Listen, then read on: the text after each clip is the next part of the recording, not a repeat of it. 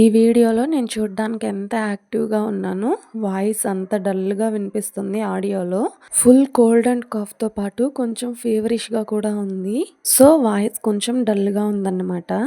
కానీ ఇంత యాక్టివ్‌గా ఎలా ఉన్నాను అంటే, ఒక్కదాన్నే ఉంటే కొంచెం డల్‌గానే కూర్చునేదాన్నేమో.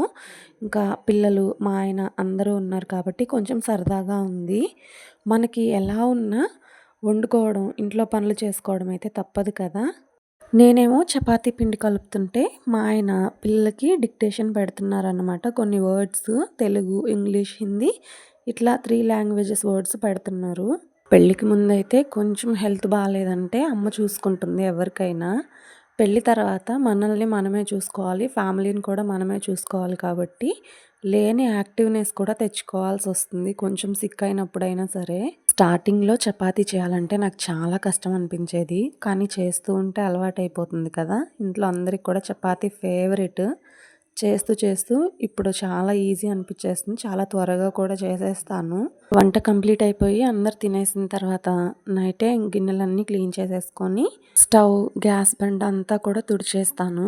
వీడియో లైక్ చేసి ఛానల్‌ని సబ్స్క్రైబ్ చేసుకోండి.